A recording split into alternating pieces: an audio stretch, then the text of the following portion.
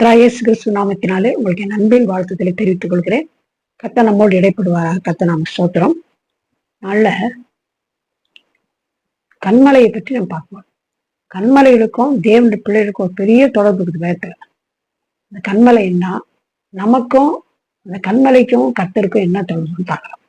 சங்கீதம் 71:3 நான் எப்பொழுதும் வந்தடையத்தக்க கண்மலையாயிருந்தேன், என்னை ரட்சிப்பதில் கட்டளையிட்டீரே, நீரே என் கண்மலையும் என் கோட்டையுமாய் இருக்கிறே. கண்மலை பற்றி இன்னும் கீழே பார்க்கும்போது 1 Corinthians 10:4 எல்லோரும் ஒரே ஞான பானத்தை குடித்தார்கள், எப்படி எனில் அவர்களோட கூட சென்ற ஞான கண்மலையின் தண்ணீரை குடித்தார்கள், அந்த கண்மலை கிறிஸ்துவே. கண்மலை வேதத்துல எதை குறிப்பிட்டிருந்ததுன்னா இயேசுவ கிறிஸ்துவ குறிக்குது. இப்போ இந்த இயேசுக்கும் நமக்கும் என்ன சம்பந்தம்? ரொம்ப முக்கியமான காரியங்கள் சொல்லப்பட்டிருக்குது. முதல்ல நீ அங்கே கண்மலையிலே நில்லு. கண்மலையின் மேல நிக்க சொல்லி இது வசனம். இது யாத்திரையாகமும் 33:21-22. பின்னும் கர்த்தர், இதோ என் நடையிலே ஒரு இடம் உண்டு, நீ அங்கே கண்மலையில் நில்லு. அதுவே யாத்திரை 33:22. என் மகிமை கடந்து போகும்போது நான் உன்னை இந்த கண்மலையின் வெடிப்பிலே வைத்து நான் கடந்து போகும் மட்டும் என் கரத்தினால் உன்னை மூடுவேன். இங்க மோசையை பற்றி பார்க்கும்போது கண்மலைகள போறார். கண்மலை கிட்ட கண்ணில் ஒரு எண்ணடையில ஒரு இடம் இருக்குது, அந்த கண்மலையில் நீ போய் நில்லு. எது கண்மலை நிக்கிறாரு, என்னத்துக்காக போனாருன்னு சொன்னா இந்த கிறிஸ்துவில நிக்கணும், நிலைக்கணும். இதான் ரொம்ப முக்கியமான ஒரு காரியம். பாருங்க, யோவான் 15:14 என்னில் நிலைத்திருங்கள், நானும் உங்களில் நிலைத்திருப்பேன். கொடியானது திராட்சை செடியில் நிலைத்திராவிட்டால் அது தானாய் கனி கொடுக்க மாட்டாதது போல நீங்களும் என்னில் நிலைத்திராவிட்டால் கனி கொடுக்க மாட்டீர்கள். இப்போ இந்த கிறிஸ்து கண்மலை, அவர்ல நம்ம என்ன பண்ணணும், நிலைத்திருக்கோம். அப்படி நிலைத்திருந்தாதான் நம்ம கனி கொடுப்போம். இங்க என்ன கண்மையில போய் நில்லுன்னு சொல்றாங்கல்ல மோசை கிட்ட, எது குறிக்குதுன்னு சொன்னா இயேசுவிலே நிலைத்திருக்கணும். நிலைத்திருக்குதுன்னா என்னன்னா கொஞ்சம் பாரு, இயேசுவோடு ஐக்கியமா இருக்கணும். இயேசுவோடு ஐக்கியமா இருக்கணும்னு கர்த்தர் விரும்புறார். இயேசுவோடு நடக்கணும், இயேசுவோடு பேசணும், இயேசுவோடு உறவாடணும், இயேசுவோடு சஞ்சரிக்கணும். இதுதான் அவருடைய விருப்பம். அப்படி நம்ம இருக்கும்போது, இயேசுவோடு இருக்கும்போது என்ன நடக்கும்னு சொன்னா நம்ம அவர் நிலைத்திருப்போம். சிலர் எதனா தேவைன்னா இயேசுகிட்ட வருவாங்க, இயேசுவே இது தாங்க, அது தாங்க, இது தேவை, அது தேவைன்னு இதுதான் கேட்டுனே இருப்பாங்க. இது இல்லை நிலைத்திருக்கிறது. அவரோட பேசுறது, அவரோட பழகிறது, அவரோட உறவாடுறது, இதான் ரொம்ப முக்கியமான ஒரு காரியம். ஏன்னா நம்ம கிட்ட அவர் எதிர்பார்க்கறதே இதுதான். ஆதாமை ஏவலை சிருஷ்டித்த போது அந்த ஏதேன் தோட்டத்தில் வச்சிருந்தார். ஆனா அந்த இடத்துல ஏதேன் தோட்டத்தில் இருந்தப்போ என்ன நடந்துச்சுன்னா, கத்தரோட பகலின் குளிர்ச்சியான வேலையில கத்தரோட அவங்க என்ன பண்ணாங்க, உலாவுவாங்க. உலாவுன்னு இவங்க அவர்கிட்ட பேசுறது, அவங்ககிட்ட பேச, அது ரொம்ப சந்தோஷம். கத்தருக்கு அப்படி இருந்துச்சு. அப்படி இருந்த போது இதை பார்த்தான் பிசாசு, இவங்க என்னால நம்ம தான் கடவுளோட உலாவணும், இப்போ நம்ம பெருமைப்படுறதுலாம் கீழே தள்ளிட்டாரு, இந்த ஸ்தானத்தை இந்த மனிதரை கொண்டாந்து வச்சுக்கிறான்னு அவன் பொறாமை ஆயிடுச்சு. சர்ப உலகத்தை என்ன பண்ணான், அவன் உறவே கெடுத்துட்டான். பழம் சாப்பிட வேணாம் சாப்பிட சொல்லி, பழம் இல்லை நீ சாப்பிட மாட்டேன்னு சொல்லி இதை சாப்பிட வச்சு, கத்தர் அவன் பாவம் செய்தனால கீழ்ப்படியாதனால தான் நடந்துச்சுன்னு சொன்னான். கத்தர் எப்போ வர்ற மாதிரி உறவாடுறதுக்கு வந்தா பகலின் குளிர்ச்சா நேரத்துல, இவங்க ஆதாமே எங்க இருக்கிறான்னு கேட்டா உடனேயா அவன் எங்க போய் ஒழிஞ்சிட்டான், பயந்துட்டான். பாருங்க, இந்த மாதிரி விஷயம் என்னன்னு சொன்னா இப்படி இருக்கக்கூடாது. எல்லா வேலையிலும் கத்தர் நிலைத்திருக்கணும்னு கத்தர் விரும்புறார். அவர் அன்புக்குள்ள நிலைத்திருக்கணும், அவரோடு கூட நடமாடணும். இந்த அன்புக்கு என்ன பண்ணிட்டாங்க, அவங்க இழந்துட்டாங்க. அதே போல ஆனா எனக்கு என்ன சொல்றாரு, நீ கண்மலையில் மோசைக்கு சொல்றாரு. எதுக்காக நிக்க சொல்றாருன்னா, நீ எப்போ நிலையா இரு, அவன் அன்பில நிலைத்திருன்னு கத்தர் சொல்றாரு.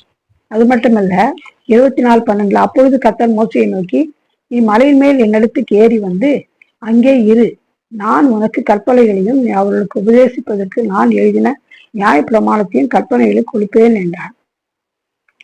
அது 12 24. 13 அப்பொழுது மோசே தன் ஊழியக்காரனாக யோசுவா போல எழுந்து போனான். மோசே தேவ பருவத்தில் ஏறி போகையில் 14ஆம் வசனம். அவன் மூப்பரை நோக்கி, நாங்கள் உங்களுக்கு திரும்பி வரும் மட்டும் நீங்கள் இங்கே எங்களுக்காக காத்திருங்கள். ஆளோரும் ஊரும் உங்களிடத்தில் இருக்கிறார்கள். ஒருவரும் ஒருவனுக்கு யாதொரு காரியம் உண்டானால் அவன் அவளிடத்தில் போகலாம். மோசே மலையின் மேல் ஏறின போது ஒரு மேகம் மலையை மூடிற்று. அது மட்டும் இல்ல, கர்த்தருடைய மகிமை சீனாய் மலையின் மேல் தங்கியிருந்து மேகம் 6 நாள் அதை மூடி இருந்தது. 7ஆம் நாளிலே அவர் மேகத்தின் நடுவில் இருந்து மோசையை கூப்பிட்டார். மலையின் கொடுமுடியிலே கர்த்தரின் மகிமை காட்சி இஸ்ரவேல் புத்திரருடைய கண்களுக்கு பட்சிக்கிற அக்கினியை போல் இருந்தது. மோசே மேகத்தின் நடுவில் பிரவேசித்து மலையின் மேல் ஏறி இரவும் பகலும் 40 நாள் மலையிலே இருந்தான். இப்போ என்ன சொல்ல, நீ மலையில அங்கே இரு. எதுக்காக மலையில இரு சொன்னார் மோசேனா, கற்பனைகளை 10 கற்பனை எழுதி பல கற்பனைகளை எழுதி கொடுத்தார். அதை நீ எடுத்துன்னு போய் என்ன பண்ணணும், நீ என்ன பண்ணோம், எல்லா இஸ்ரவேல் ஜனங்களுக்கு சொல்லணுன்றதுக்காக இருக்க சொன்னார். அதனால அவன் காத்திருந்தார். யோவான் 14:15 நீங்கள் என்னிடத்தில் அன்பா இருந்தால் என் கற்பனையை கை கொள்ளுங்கள். கற்பனை என்னன்னா கர்த்தருடைய வசனம். இந்த கர்த்தருடைய வசனத்தை நம்ம கை கொள்ளாதான் ஆசீர்வாதம். இப்ப நம்மளுக்கு பிரிண்டட் பைபிளே இருக்குது, ஆனா இதை படிக்கிற ஆளுங்களே இல்லை. சும்மா ஒரு வசனம் படிச்சுட்டு கேலண்டரை ஒரு வசனம் படிச்சுட்டு போறவங்கிறாங்க. அது கூட படிக்காத போறவங்களும் இருக்கிறாங்க. என்னன்னா வேலைக்கு டைம் ஆயிடுச்சு, வேலைக்கு போன அப்படி போறவங்க இருக்கிறாங்க. இப்படி இல்லை. கர்த்தருடைய கற்பனைகளை நம்ம கை கொள்ளணும்னா கர்த்தருடைய கற்பனைகளை வசனங்களை படிக்கணும். அது அப்போ இது மாதிரி பிரிண்டட் பைபிள இல்லாதனால அவரு கற்பனைகளை எழுதி கொடுத்தாரு. அதை போய் இஸ்ரவேல் ஜனங்களுக்கு படிச்சு காட்டுங்க, அவங்க கேட்கட்டும், அதன்படி நடந்தால்தான் அவங்க சுவாசத்தில் இருக்க முடியும்னு சொல்லி இந்த மோசைக்கு சொன்னாரு. அதான் அவன் போய் எங்க காத்திருந்தான். இன்னைக்கு பாருங்க, நம்ம போய் எங்க மலை மேல காத்துட்டு போயிட்டு வேலையே இல்லை. நமக்காக நல்ல பிரிண்டட் பைபிளே கொடுத்துக்கிறேன். படிக்கிறோமா? நம்ம ரொம்ப முக்கியம்.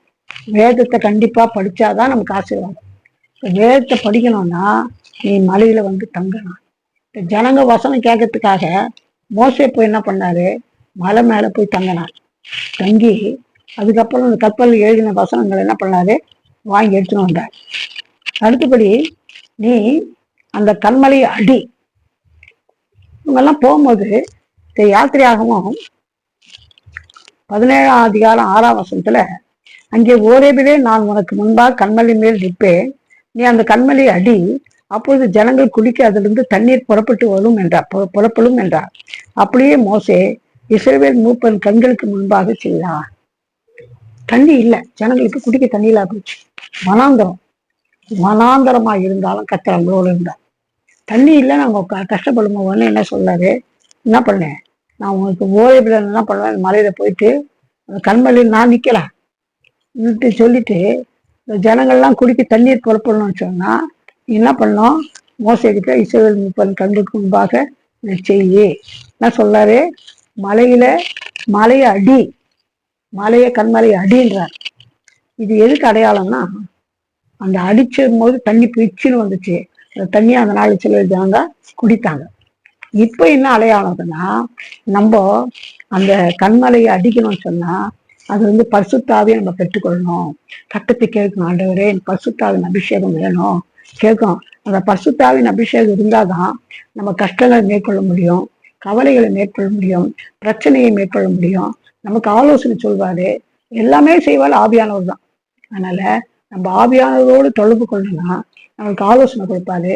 பாருங்க, பாதவர் பாட் பண்ணார், எங்கு செல்ல வேண்டும், என்ன சொல்ல வேண்டும், எங்க வழி நடத்தும் ஆண்டவரே, ஆவியானவரே. கர்த்தர் நம்மளை வழி நடத்துவார். எங்க போகணும், எங்க வரணும், எங்க இஷ்டத்துக்கு பணம் இருக்கு அதுக்கு நான் போயினாக்கிறேன் இல்ல. அவரோட கூட நீங்க இருக்கும்போது அவர் என்ன பண்றாருன்னா கண்டிப்பா அந்த பரிசுத்த ஆவி கேட்கும்போது அவர் கொடுப்பார். பாருங்க, யோவான் 7ஆம் அதிகாரம் 37ஆம் வசனத்துல, பண்டிகையின் கடைசி நாளாகிய பிரதான நாளிலே இயேசு நின்று சத்தமிட்டு ஒருவன் தாகமாயிருந்தால் என்னிடத்தில் வந்து பானம் பண்ண கடவன். வேத வாக்கியம் சொல்லுகிறபடி என்னிடத்தில் விசுவாசமாய் இருக்கிறவன் எவனோ அவன் உள்ளத்திலிருந்து ஜீவ தண்ணீருள்ள நதிகள் ஓடும். தம்மை விசுவாசிக்கிறவர்கள் அடைய போகிற ஆவியை குறித்து இப்படி சொன்னார். இயேசு இன்னும் மகிமைப்படாதிருந்தால் பரிசுத்த ஆவியின் அருளப்படும். இயேசு மரித்து அடக்கம் பண்ணப்பட்டு 3ஆம் நாள் உயிரோடு எழுந்து 40 நாள் பொறுத்து உலகத்துல சுற்றி எல்லாரும் திடப்படுத்தி அப்புறம் பரலோகத்துக்கு போன பிறகு அவர் பரிசுத்தாவியை அனுப்புறேன்னு சொன்னார். நீங்க காத்திருங்க, நான் பரிசுத்தாவியை அனுப்புறேன்னா. அப்ப அந்த பரிசுத்தாவியை நம்ம பெற்றுக்கொள்ளணும்னு சொன்னா என்ன பண்ணணும்? அவர்கிட்ட காத்திருந்து அவர்கிட்ட கேட்கும் போது கத்தர் கண்டிப்பா செய்வார். முதல்ல நம்ம என்ன செய்யணும்? நல்ல கத்தரோடு ஐக்கியமா இருக்கணும். குறைங்கோ குற்றங்கோ பலவீனங்களோ ஐக்கிட்டா கத்தர் என்ன பண்ணுவாரு?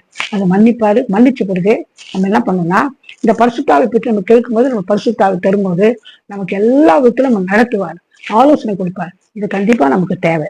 அடுத்தது பார்க்கும்போது எண்ணாகமம் 20:8 நீ கோலை எடுத்துக்கொண்டு நீயும் உன் சகோதரனாகி ஆரோனும் சபையாரி கூடி வரை செய்து அவள் கண்களுக்கு முன்னே கண்மலையை பார்த்து பேசுங்கள். அப்பொழுது தன்னிடத்துல தண்ணீரை கொடுக்கும். இப்படி நீ அவர்களுக்கு கண்மலையிலிருந்து தண்ணீரை புறப்பட பண்ணி சபையாருக்கும் அவன் மிருகங்களுக்கும் குடித்து கொடுப்பாய் என்றார். முதல்ல தண்ணி இல்லாதப்போ என்ன சொன்னாரு? இந்த கண்மலைக்கு போய் அடினார். அடிச்சாங்க, தண்ணி வந்துச்சு. இப்ப என்ன சொல்றாரு? தண்ணி இல்லை. இப்ப கூட நீ கண்மலைக்கு போகும்போது கையில அந்த கோல் எடுத்துன்னு போய் என்ன சொல்ல, எல்லாரையும் கூப்பிட்டு அவங்க முன்னால பேசுன்றாங்க. இவரு எடுத்துன்னு போயிட்டாரு. இந்த ஜனங்க பண்ண டென்ஷன்ல என்ன பண்ணாரு? முதல்ல அடிச்ச மாதிரி அடிச்சுட்டாரு. பாருங்க, இது அடிச்சதுனால தண்ணி எல்லாம் புரட்டு வந்துச்சு, அதிகமா தண்ணி வந்துச்சு. ஆனா என்ன நடந்துச்சுன்னா, அவரை நான் சொன்னது கீழ்ப்படியாது போயிட்டியே சொல்லிட்டு நீ கானான் தேசத்துக்குள்ள பிரவேசிக்க முடியாதுன்னு அவர் சொல்லிட்டார். இதுல முக்கியமான அர்த்தம் நமக்கு என்ன வரணும்னா, இது கண்மலையோடு பேசுனா இயேசுதான் அந்த கண்மலையாகி இயேசுவோடு நம்ம பேசணும். இது ரொம்ப முக்கியமான காரியம். நம்ம என்ன செய்யணும்னா, நம்ம அவ்வப்போது கத்தர்கிட்ட பேசிக்கொண்டே இருக்கணும். பேசுறதுன்னா சில என்ன நினைக்கிறாங்கன்னா, இது வேணும் ஆண்டவர், அது வேணும் ஆண்டவர், பிள்ளைங்களுக்கு படிப்பு வேணும், கல்யாணம் வேணும், இதை வேணும், பணம் வேணும், இதுதான் கேட்டு இதுதான் ஜபம் நினைக்கிறாங்க. அது இல்லை ஜபம். உங்களுக்கு என்னது தேவை என்று உங்க பலமத்துக்கு அறிந்திருக்கிறார். அதனால உங்களுக்கு தேவையை கத்தர் அவர் சந்திப்பார். ஆனா நீ இது தேவை கேட்கறதுதான் ஜபம் நினைக்காத. நீ அவரோடு ஐக்கியமாகிரு, அவரோடு பேசு, அவரோடு ஐக்கியமாந்து முதல்ல சொன்ன மாதிரி அவரோடு என்ன பண்ணனா நட, அவரோடு உன் காரியங்கள் எல்லாம் அவர்கிட்ட சொல்லு. சின்ன காரியம், ஒரு குண்டூசி கீழே வந்தா கூட அவர் சொல்லணும். இங்க போன் பண்ணலாமா, அங்க போன் பண்ணலாமா, அவங்ககிட்ட கேட்கணும் தேவையில்லை. அவர்கிட்ட பேசி பழகு. பேசும்போது அதிகாலையில எழுச்சி பகலில் குளிச்ச நேரத்துல பேசு. நாளெல்லாம் கூட என்ன பண்ணலாம், என்ன காரியம் இருந்தா அவரோட சாதாரணமா பேசு. அந்த பேசணுன்றதுதான் இந்த கண்மலையில பேசுறதுக்கு ஒரு அர்த்தம். நீ பேசிப்பாரு, பழகிப்பாரு, கண்டிப்பா கத்தர் என்ன செய்வார்னா உங்க காரியங்கள்லாம் கத்தர் அழகா நடத்துவார். இதுதான் இந்த வசனத்துக்கு அடையாளம், அதாவது ஜப ஜீவியம். அடுத்தது ஆதியாகமம் 19:17 அவர்களை வெளியே கொண்டு போய் விட்ட பின்பு அவர் தன் ஜீவன் தப்ப ஓடிப்போ, பின்னிட்டு பாராதே, இந்த சமபூமி எங்கும் இல்லாதே, நீ அழியாதபடிக்கு மலைக்கு ஓடிப்போ.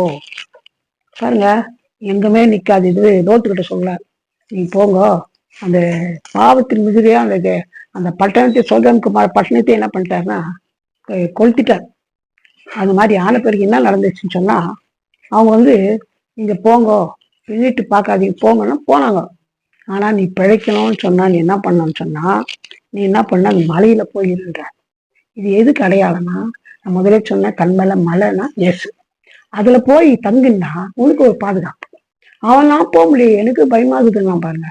அதனால அவன் நஷ்டப்பட்டு போயிட்டு, அவங்க வாழ்க்கையே நஷ்டப்பட்டு போயிடுச்சு. அதனால எப்போதும் நம்ம கர்த்தருடைய பாதத்துல காத்திருக்கணும், கர்த்தரிடத்துல தங்கணும். இதுதான் மலையில போயிட்டு, அதாவது கிறிஸ்துவனுடைய பாதுகாப்புக்குள்ள இருக்கும். அவரோடு கூட கண்மலையாகி அவரோடு கூட நம்ம இருப்போமானா எல்லா சூழ்நிலை மத்தியிலும் கர்த்தர் கண்டிப்பா என்ன செய்வார்னா நமக்கு ஒரு பாதுகாப்பை தருவார்.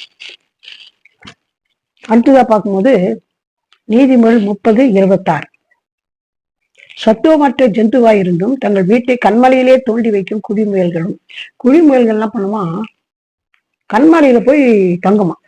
அந்த மாதிரி நம்மளுக்கு என்ன சொல்றாருன்னா, நீ கண்மலையின் மேலே வீட்டை கட்டு. பாருங்க, ஆகையால் நான் சொல்லிய இந்த வார்த்தைகளை கேட்டு இவள் படி செய்கிறவன் எவனோ அவனை கண்மலையின் மேல் தன் வீட்டை கட்டின புத்தியுள்ள மனுஷனுக்கு ஒப்பிடுவேன். பெருமழை சொரிந்து பெருவளம் காற்று அடித்து அந்த வீட்டின் மேல் மோதியும் அது விழவில்லை, ஏனென்றால் அது கண்மலையின் மேல் அஸ்திபாரம் போடப்பட்டிருந்தது. இப்போ கண்மலையின் மேல தங்குனா, கண்மலையின் மேல வீட்டை கட்டினா என்ன நடக்கும்னு சொன்னா, கண்டிப்பா ஒரு பெரிய பயம் இல்லாமல் வாழும். இப்போ காற்று நாளிக்கிட்டோம், புயல் நாளிக்கிட்டோம், வெள்ளம்லாம் வரட்டும், எது வந்தாலும் கண்மலையின் மேல வீடு கட்டிட்டா நமக்கு ஒரு பெரிய பாதுகாப்பு. அதனால நம்ம அவரோட தங்கி இருக்கணும்னு சொல்லிட்டு கத்த நம்மளுக்குள்ள எதிர்பார்க்கதா பயமில்லாத ஒரு ஜீவன். அதனால ஒன்று பாருங்க, கண்மலையாகி இயேசுவோட அவரோடு கூட நம்ம தங்கி இருப்போமானா கண்டிப்பா என்ன செய்வாரு, நமக்கு ஒரு பாதுகாப்பான, கஷ்டமே வரல, தொல்லை பிரச்சனை கஷ்டம்லாம் வருதுன்னா கஷ்டம் வராதுங்க யாருமே இல்லை. ஏதோ பிரச்சனை கஷ்டம் எல்லாமே வரும். ஆனா நீ கண்மலையாகி இயேசுவோடு இருப்பாயானா, வீட்டை கட்டுவாயானால் ஒரு பாதுகாப்பான உதவி செய்யலாம், பாதுகாப்பா இருக்கும். அதனால நம்ம என்ன செய்யணும்னாக்கா, நம்ம கண்மலையாகி கிறிஸ்துவோடு இருப்போம், தங்குவோம், அவரோடு பேசுவோம். அப்போ கத்த நம்மளை ஆசீர்வதிப்பார். நம்ம ஜெபிக்கலாம். எங்களை நேசிக்கதான பரம்பிதாவே, நல்ல கத்தாவே, வேலைக்காக நன்றி எடுத்துக்கிறேன் ஐயா. கண்மலையாகிய இயேசுவே நன்றி அப்பா. நீங்க தான் எங்களுக்கு எல்லாம் அப்பா. ஆண்டவரே, நாங்கள் என்ன கஷ்டம் துன்பம் பிரச்சனை உலகத்துல வரதான் செய்யும். அதுக்காக வேண்டி எந்த மனுஷனையும் யாரையும் நம்பி ஓடாதபடி ஆண்டவரே உண்மையிலே நிலைத்திருக்க, உங்களிடத்திலிருந்து வாக்குத்தத்தங்களை பெற்றுக்கொள்ள, கற்பனைகளை பெற்றுக்கொள்ள, ஆண்டவரே உம்மோடு பேச, உங்களிடத்திலிருந்து ஜெபித்து பரிசுத்த ஆவியானவரை பெற்றுக்கொள்ள ஆண்டவரே உம்மோடு தங்க உதவி செய்யுங்க. ஒரு பாதுகாப்பான இடம். கஷ்டம் வராதுன்னு சொல்ல முடியாது, கஷ்டம் வரும், பிரச்சனை வரும். அந்த மாதிரி நேரத்துல ஆண்டவரே கண்மலையாகி கிறிஸ்துவுக்குள்ள வீடு கட்டும்போது, தங்கி இருக்கும்போது, பெருமழை வந்து பெருங்காற்று வந்து என்ன கஷ்டம் வந்தாலும் இந்த பிள்ளைகளுக்கு நீங்க பாதுகாப்பா இருப்பீங்கப்பா. இதை நீ கேட்கிற ஒவ்வொருவரும் உணர்ந்து கொள்ளட்டப்பா. எந்த கஷ்டத்துக்கும் பிரச்சனைக்கும் மனுஷத்தை ஓடக்கூடாதப்பா. யாரோ செய்வாங்க, யாரோ கொடுப்பாங்கன்னு நினைக்கூடாதப்பா. எல்லா சூழ்நிலை மத்தியில உண்மை மட்டும் நம்பி கண்மலையாகி கிறிஸ்துவுக்குள்ள ஜீவிக்க, கிறிஸ்துவோடு பேச, கிறிஸ்துவோடு வாழ கண்டவரே நீங்க கற்றுத்தாங்க. இதன் மூலமாக இதை யார் யார் இந்த வேலையில கேட்கலாங்க, அவளுக்கு எல்லாருக்கும் இந்த பிரச்சனையில இருந்து விடுதலை கொடுத்து சந்தோஷமாய் சமாதானமாய் பாதுகாப்பாய் வாழ நீங்க உதவி செய்யுங்க. பெரிய காரியம் இயேசுவின் நாமத்தில் ஜெபம் கேளுங்க. ஆமென். God bless you.